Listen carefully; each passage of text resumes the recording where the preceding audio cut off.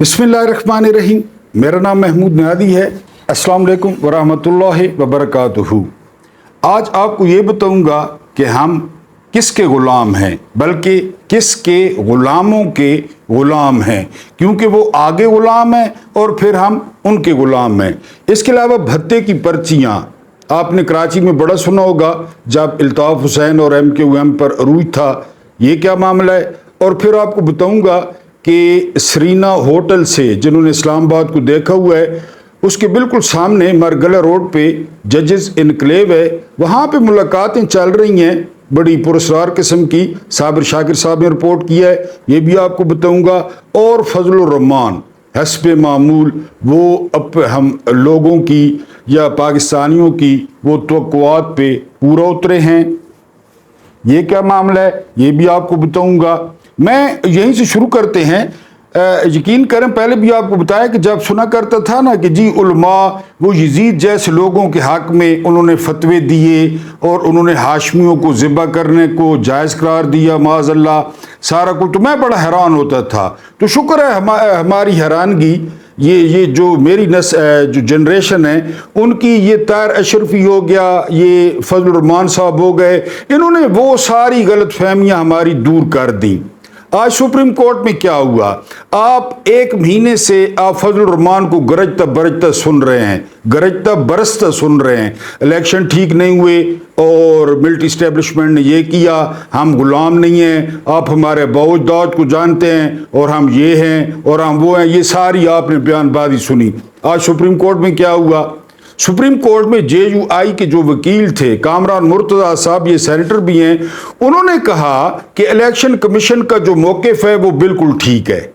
यानी जो उन्होंने सीटें दी हैं, लूट मार का माल है ना, माल गनीमत, लूट मार का माल हो, गनीमत हो, सियासी हलवा हो और उसमें फजलुर रहमान साहब अपना हिस्सा वसूल न करें, ये किस डिक्शनरी में लिखा है? तो उन्होंने कहा जी कि इलेक्शन कमीशन ठीक कह रहा है। और वो जो पहले आपने सीटें दी थी ना, वो हमारी पंजाबी में कहते हैं कि चोरी न कपड़ा ते डांगा ने गज, कि वो जो आपने लूट मार का माल तकसीम किया था, क्योंकि इनको भी मिली थी जो है ना वो सीटें, खासकर KPK असम्बली में इनको अच्छी खासी सीटें मिल गई। कौमी असम्बली में भी अपनी भाभियाँ बहनें शहनें सेट करा ली, यानी असम्बली में सेट करा ली, तो वहाँ पे मुकर गए वो सारा बयानिया, वो फजलुर रहमान की जो है ना डींगे, वो बड़कें और वो इस्लाम पसंदी, और हमारे बाउजदाद जो है ना वो फतेह अली खान टीपू है और हमारा बाउजदाद नेपोलियन बोनापार्ट है, वो सारा कुछ वो 4-5 सीटों की गेम थी। और कामरान मुर्तज़ा ने कहा कि जी इलेक्शन कमीशन बिल्कुल ठीक कह रहा है, आपने नून लीग को सीटें बिल्कुल ठीक दी थी, आपने पीपल्स पार्टी को ठीक दी थी, आपने MQM को ठीक दी थी और आपने हमें भी ठीक दी थी। तो आपको एक दिन बताया था कि ये स्टेटस को का बंदा है, मिलिट्री इस्टेब्लिशमेंट को मच्छर के पर जितनी इस शख्स की परवाह नहीं है, ना हुकूमत को, कि जी उन्हें पता है कि ये जो है ना वो पानी के बगैर, जिस तरह मछली है ना, उसी तरह ये इक़्तिदार के बगैर ये बंदा है। ये तकरीरें करता रहे, ये जलसे करता रहे, ये हमारे खिलाफ बोलता रहे, हमने इशारा करना है। और अब ये जो, मुझे तो ये भी लगता है कि PTI के साथ ये जो मुलाकातें मार रहा है ना, कभी ये सद कैसर के साथ, कभी ये, यकीन करें ये है इसी एजेंडे पे कि PTI को इंगेज रखे, उनको एहतजाज न करने दे, जो छोटा बहुत ज़ाहिर है उन पे सख्तियाँ बहुत हैं, तो ये है भी इसी एजेंडे पे। क्योंकि आज सुप्रीम कोर्ट में जितनी बेशर्मी का और जितनी हवस का और जितने घटियापन का मुजाहरा इन्होंने किया, कामरान मुर्तज़ा, इनकी दाढ़ियाँ देखें, इनके आप तकवे देखें, इनकी आप बातें सुने, इनके आप पगड़े देखें, और लूट के मार में उन्होंने कहा जी कि बिल्कुल इलेक्शन कमीशन ने ठीक किया। वो जो सीटें दी वैसी सीटें बांटी, ये वो ले जाएं, ये वो ले जाएं, ये वो ले जाएं। और कादी फाइज़ का आपको इससे पहले वाले वीलॉग में भी बताया कि उनको समझ नहीं आ रही कि ये सीटें जो है वो किसकी हैं। बहरहाल फजलुर रहमान साहब बिल्कुल तवक्कुआत पे पूरे उतरे हैं। अगर मेरी तरह, मेरे भी उसमें ना दिल में थोड़ा वो बाल आ गया था कि मैंने कहा शायद, क्योंकि तौबा का कोई वक्त नहीं होता, कि शायद ये अपने साहब का जो कुछ इसने किया है उस पर कोई ज़रा शर्मिंदा हो जाए, या जो है ना वो اب آئین اور قانون کے ساتھ کھڑا ہو جائے یا حق پہ کھڑا ہو جائے، لیکن نہیں، وہ ساری غلط فہمیاں تھیں، آج وکیل نے وہ غلط فہمیاں دور کر دی ہیں۔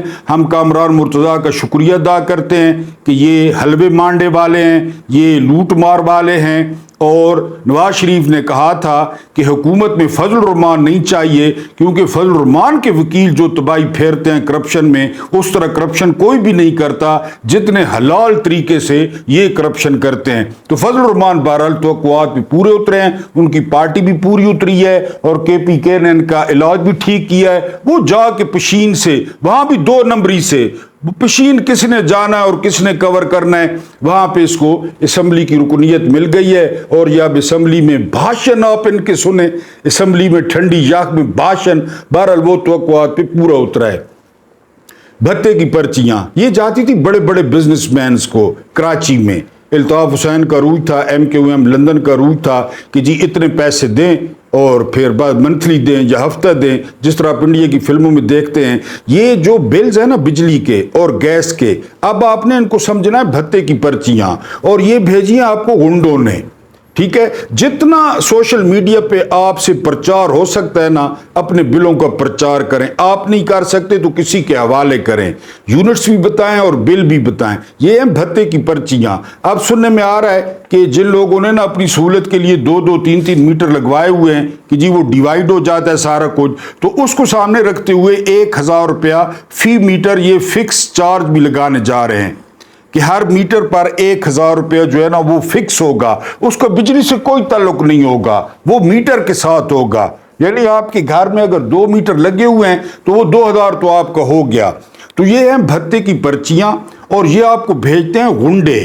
آپ ان کو حکمران نہ سمجھیں، آپ کہیں کہ یہ کیونکہ یہ الیکٹڈ تو ہے نہیں، کنہوں نے ان کو ووٹ دیا ہے، اور یہ عوام کے ساتھ جو سلوک کر رہے ہیں اس کی بنیادی وجہ کیا ہے؟ آپ کی سمجھ میں کیا آتا ہے؟ بنیادی وجہ یہ ہے لوگوں نے ووٹ نہیں دیے، اس کا غصہ ہے، اور وہ غصہ لوگوں پہ نکال رہے ہیں۔ وہ بجلی کی صورت میں نکال رہے ہیں، وہ پیٹرول کی صورت میں نکال رہے ہیں، وہ ڈیزل کی صورت میں نکال رہے ہیں، اور لوگوں نے ووٹ دیے نہیں، لہٰذا یہ گنڈوں کی پرچیاں ہیں۔ وہ آج میں فیس بک پہ کسی جو ہے نا وہ ایک بھائی کا سن رہا تھا کہ عشاء کی نماز کے بعد اللہ تعالیٰ کو یاد کر کے کنڈا پھینکتے ہیں، ساری رات AC چلاتے ہیں، فریج چلاتے ہیں، بہترین سوتے ہیں، صبح جو ہے وہ نماز پڑھ کے دعا مانگ کے اور کنڈا اتار لیتے ہیں۔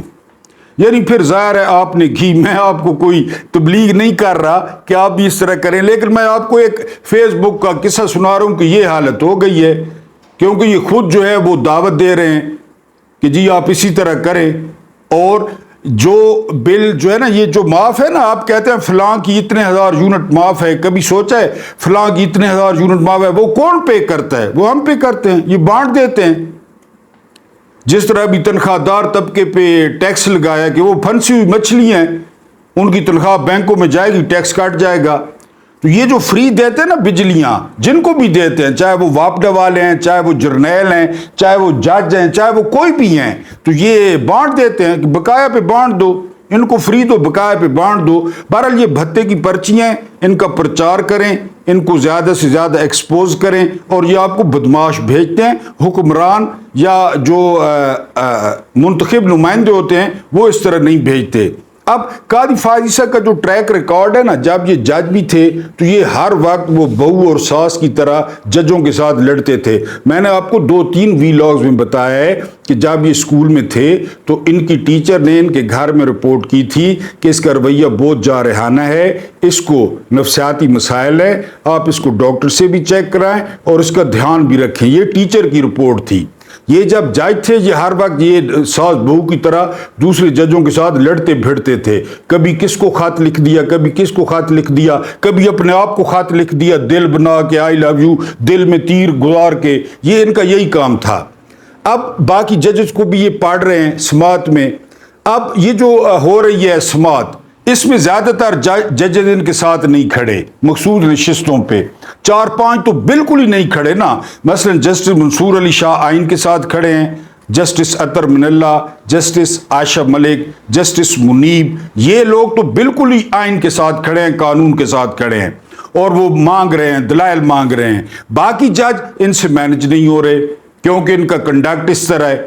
جس طرح میں نے آپ کو بتایا ہے. تو اب صابر شاکر صاحب کی رپورٹ یہ ہے کہ جی انہوں نے کسی کو کہا ہے، کسی بڑے کو کہا ہے کہ فلاں جج سے ملیں، فلاں جج سے ملیں، فلاں سے بات کریں، کیونکہ وہ ان کی بات تو سنتے نہیں ہیں. میں نے آپ کو بتایا ہے نا کہ جو ہے نا وہ ان کا جس طرح رویہ رہتا ہے اور رویہ رہا ہے، اور یہ جس طرح ججز پہ پڑھتے ہیں، تو اس وجہ سے اب کہا گیا ہے کہ مجھے ججز مینج کر کے دیں. اس کی مثال سمپل ہے.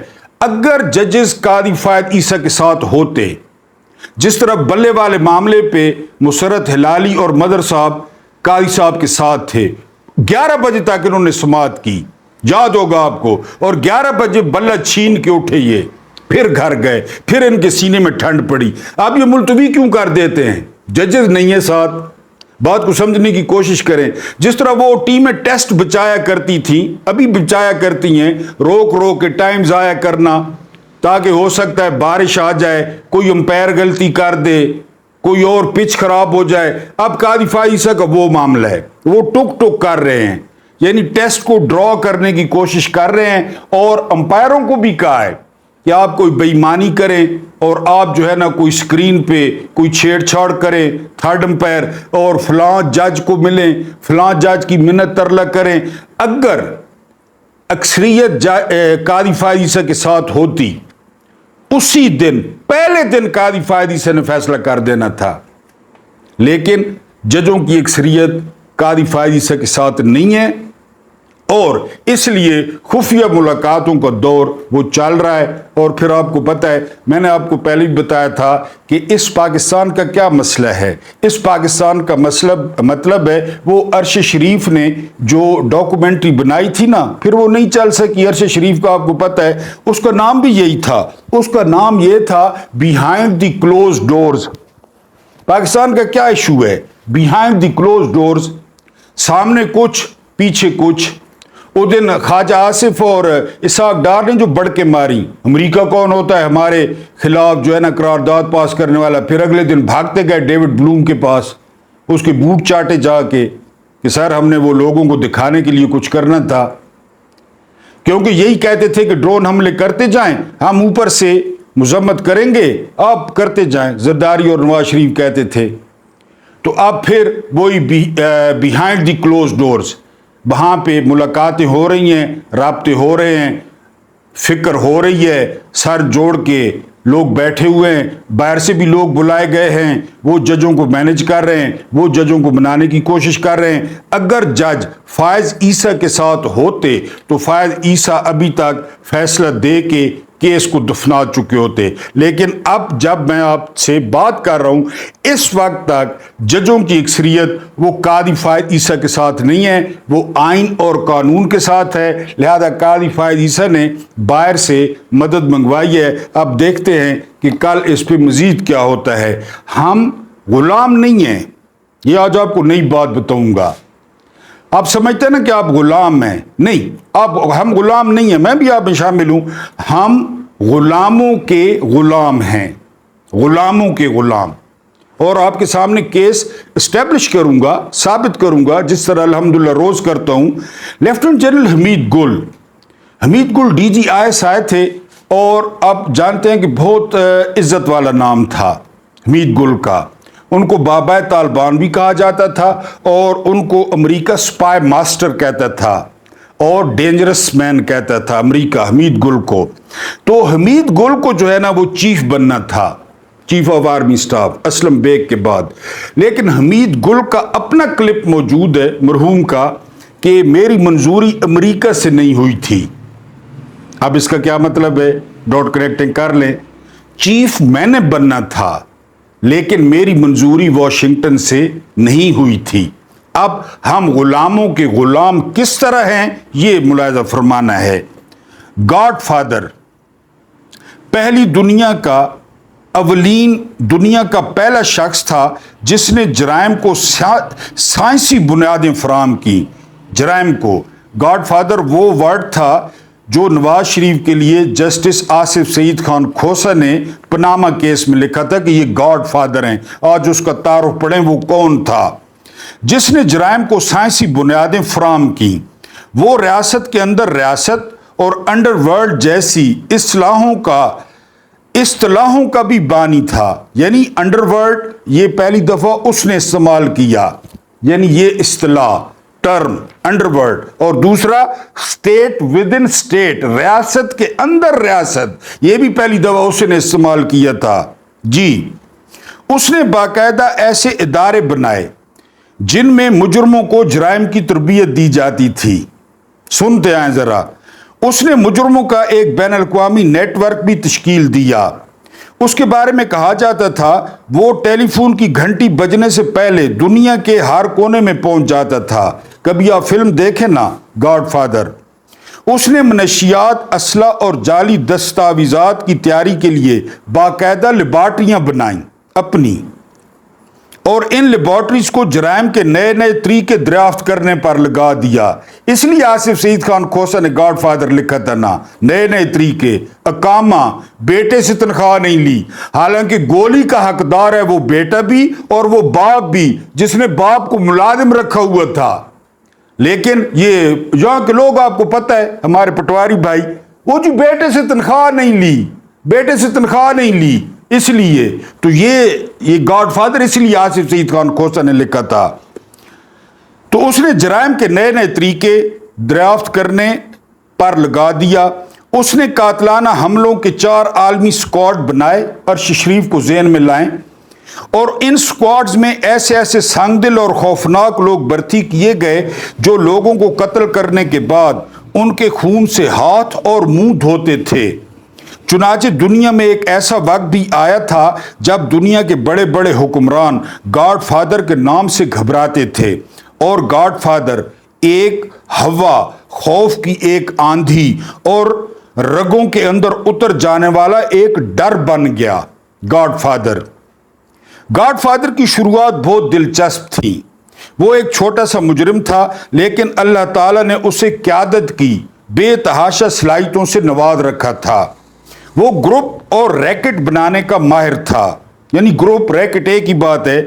وہ ویژنری انسان تھا، لہذا وہ ہمیشہ 10-20 برس آگے کی بات سوچتا تھا.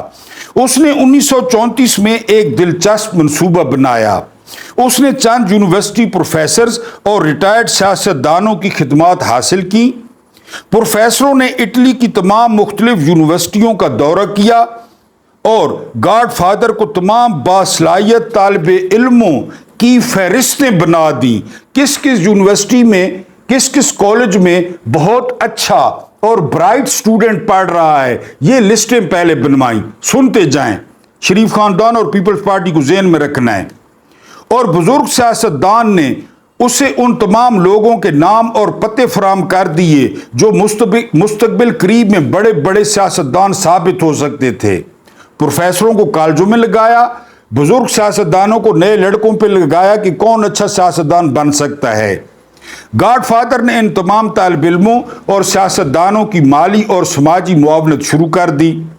اس نے ان تمام طالب علموں کو وظائف دیے، انہیں امریکہ اور برطانیہ کی اعلیٰ یونیورسٹیوں میں تعلیم دلائی، اور اس کے بعد انہیں اٹلی کے بڑے بڑے سرکاری، نیم سرکاری اور پرائیویٹ اداروں میں بھرتی کرا دیا. سنتے آئیں. شریف خاندان اور پیپلز پارٹی اداروں میں بھرتی کرا دیا. یہ قاضی فائد عیسیٰ کو کانا دجال کرا کے گیا تھا افتخار چودھری.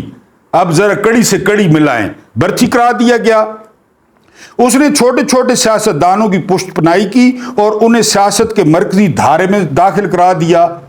نواز شریف کو جس طرح جو ہے نا وہ ضیاء نے کرایا، بھٹو کو ایوب نے کرایا. اس نے قانون دان جمع کیے. یہ اعظم نذیر تارڑ اور یہ عطا تارڑ اور یہ رفیق تارڑ قانون دان جمع کیے، اور ان میں سے بے شمار وکیلوں کو جج بنوا دیا. بتائیں.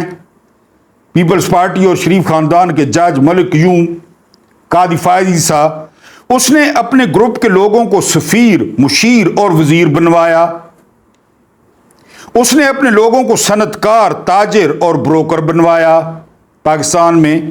اور اس نے اپنے لوگوں کو بینکار اور ماہر معیشت بنوایا. منشا گروپ. یہ تمام لوگ ابتدا میں اٹلی اور اس کے بعد پورے یورپ میں پھیل گئے، اور انہوں نے آگے چل کر بے شمار ملکوں کی معیشت اور سیاست اپنے ہاتھ میں لے لی. بتائیں. گاڈ فادر نے اپنے والد کے سلسلے کو امریکہ، لاطینی امریکہ اور مغربی یورپ تک پھیلا دیا اور اس نے آدھی دنیا کو اپنے دائرے میں لے لیا۔ ایک وقت ایسا تھا جب گاڈ فادر کے حکم سے پورے یورپ کے قوانین بدل جاتے تھے اور وہ شخص حقیقتاً دنیا پر حکومت کرتا تھا۔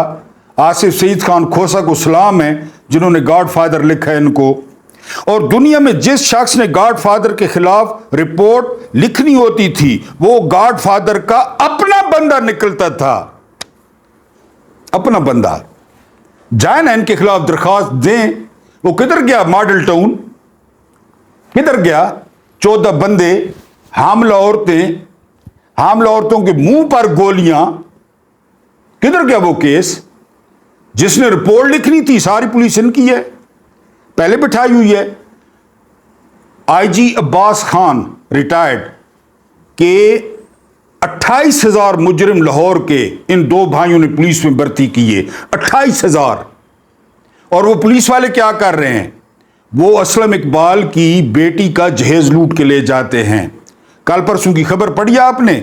30 موبائل ایک پولیس والا وہ یہ 9 مئی کے سلسلے میں جو لیے تھے پی ٹی آئی کے بیٹیوں سے، ان کے بیٹوں سے، ان سے وہ بیچتے ہوئے پکڑا گیا۔ 33 موبائل پولیس والا۔ ان کے خلاف رپورٹ لکھوانے جائیں گے، بندہ ان کا بیٹھا ہوگا۔ آصف سعید خان کھوسا کو پھر سلام کریں، جس نے اس رپورٹ پر دستخط کرنے ہوتے تھے، جس نے مہر لگانی ہوتی تھی، جس نے اس کی گرفتاری کا حکم جاری کرنا ہوتا تھا، جس نے چھاپا مارنا ہوتا تھا، جس نے اسے عدالت میں پیش کرنا ہوتا تھا، جس وکیل نے اس کے خلاف الزام لگانے ہوتے تھے، جس سیاستدان نے اس کے خلاف قانون بنانا ہوتا تھا، اور جس وزیر اعظم نے اس کے خلاف پریس کانفرنس کرنی ہوتی تھی، وہ بھی اس کے بندے ہوتے۔ ملائیں کڑیاں کیوں چھوٹ جاتے ہیں؟ کیوں بیماری کا بہانہ کر کے کتے کا خون دکھا کے 50 روپے کے اسٹامپ پہ؟ آپ بتائیں۔ ویسے تو آپ کے سامنے پیش نہیں کرتا حقائق۔ کون ہے گاڈ فادر؟ انہی کے بندے، ہر طرف انہی کے بندے۔ باہر 50 روپے کے اسٹامپ پہ باہر بھاگ گیا، دنیا کا پہلا مجرم جو جیل سے انگلینڈ چلا گیا۔ جی وہ ان کے اپنے بندے ہوتے۔ وہ بھی اپنی ہر صبح کا آغاز گاڈ فادر کے پاؤں چھو کر کرتا تھا، چنانچہ وہ دنیا کے اختیار اور اقتدار کی نسوں میں اتر گیا اور وہ دنیا کا حقیقی بادشاہ سمجھا جاتا تھا۔ 1973 میں امریکہ نے گاڈ فادر کے اس سسٹم کو اپنا لیا۔ اب سنیں، اور اسے اپنی خارجہ پالیسی کا، یعنی یہ گاڈ فادر کا سسٹم جو ہے وہ پہنچ گیا، اپنا لیا، یعنی اسے اپنی خارجہ پالیسی بنا لیا۔ گاڈ فادر کا سسٹم امریکہ تک کیسے پہنچا؟ اس کے لیے ہمیں ویتنام جنگ کا مطالعہ کرنا پڑے گا۔ 6 مارچ 1965 میں ویتنام کی سرزمین پر امریکہ کا پہلا فوجی اترا۔ یہ جنگ 8 برس جاری رہی۔ اس جنگ میں امریکہ نے شدید مالی، سیاسی اور فوجی نقصان اٹھایا، اور 29 مارچ 1973 کو امریکہ کا آخری فوجی ذلیل ہو کر، پسپا ہو کر ویتنام سے نکلا، جس طرح افغانستان سے نکلے تھے پینٹن چھوڑ کے۔ امریکہ یہ جنگ ہار گیا، لیکن جنگ نے اسے گاڈ فادر بنا دیا۔ اب ہماری کہانی شروع ہوتی ہے۔ امریکہ نے پہلی بار محسوس کیا وہ اسلحے اور فوج کے ذریعے پوری دنیا پر حکومت نہیں کر سکتا، لہذا اس نے دنیا کی واحد سپر پاور بننا ہے تو اسے گاڈ فادر کے فارمولے پر عمل کرنا ہوگا۔ اسے تیسری دنیا میں یونیورسٹی کے استاد سے لے کر وزیر اعظم تک ہر عہدے پر اپنے لوگ بٹھانا ہوں گے۔ اسے بیوروکریسی، فوج، عدلیہ، پولیس اور سیاست، دنیا کا ہر بڑا شعبہ اپنے ہاتھ میں لینا ہوگا۔ امریکہ نے سوچا اور اس کے بعد اس پر عمل درآمد شروع کر دیا۔ اس نے تیسری دنیا کے اچھے طالب علم اٹھائے، انہیں اعلیٰ تعلیم کے لیے وظیفے دیے، انہیں یورپ اور امریکہ کی بہترین یونیورسٹیوں میں تعلیم دلائی، اور اس کے بعد انہیں ان کے ممالک میں حساس عہدوں پر بٹھا دیا، حساس عہدوں پر۔ حمید گل کی بات یاد کریں، حساس عہدوں پر۔ امریکہ نے نوجوان بیوروکریٹس کو اپنے ملک میں کورس کرائے اور ان کورسز کے دوران ان کی برین واشنگ کر دی، سارے جاتے ہیں یہ۔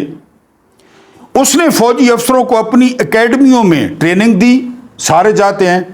اور انہیں امریکی بنا کر واپس بھجوا دیا۔ اس نے قانون دانوں کو امریکی فلسفے کی ٹریننگ دے کر جج بنوا دیا۔ اس نے ٹیکس کے شعبوں میں اپنے بندے بھرتی کرا دیے۔ اس نے انڈسٹری اور بزنس میں اپنے لوگ ڈال دیے، اور اس نے سیاست میں اپنے حامیوں کو پہلی صف میں لا کھڑا کر دیا۔ کس کے حامی ہیں یہ؟ ڈونلڈو، باجوہ، پی ڈی ایم، پالشیا، کڑیاں ملاتے جائیں۔ یوں صرف 20 برس میں امریکہ پوری تیسری دنیا اور آدھی سے زیادہ سیکنڈ اور فرسٹ ورلڈ وار کا گاڈ فادر بن گیا۔ 20 سال میں وہ دنیا کا حقیقی بادشاہ بن گیا۔ اس نے نیو یارک اور واشنگٹن میں وزرائے اعظم کی فیکٹری لگا لی۔ نیو یارک میں اور واشنگٹن میں وزرائے اعظم کی فیکٹریاں ادھر سے تیار کرتا وزیر اعظم۔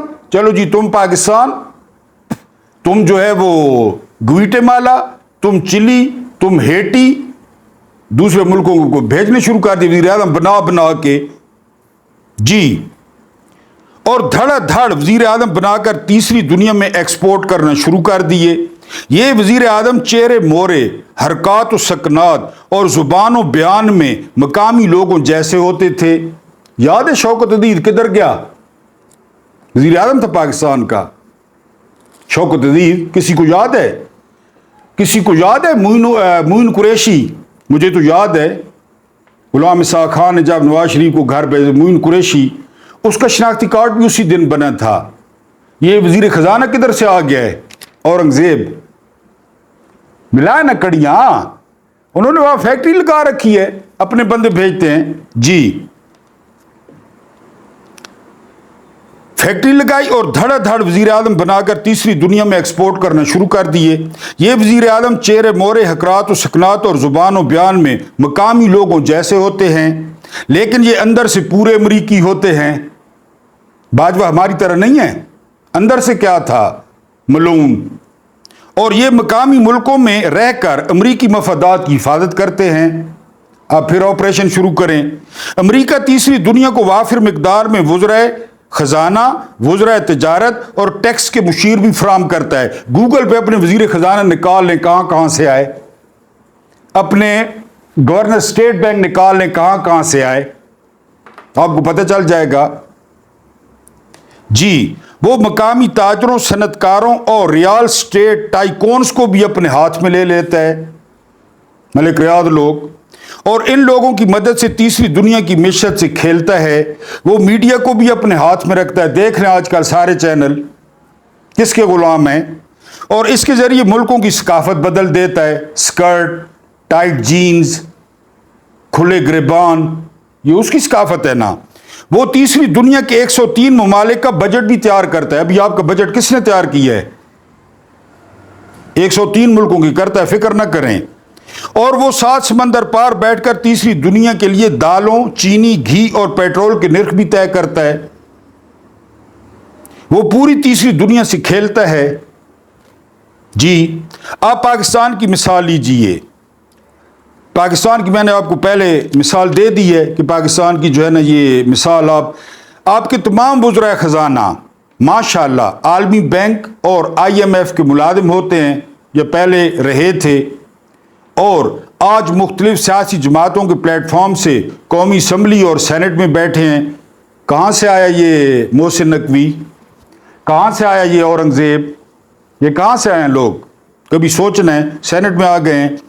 آپ CBR کا جائزہ لیں، آپ اکنامک کوارڈینیشن کمیٹی، وزارت خزانہ، وزیر اعظم کے مشیروں اور صوبائی حکومتوں کے وزرائے خزانہ کو پروفائل نکال کر دیکھ لیں، یہ کون لوگ ہیں؟ یہ سب ماشاءاللہ گاڈ فادر کے ہرکارے ہیں، اور ان سب لوگوں کا فلسفہ اور ایجنڈا ایک ہے۔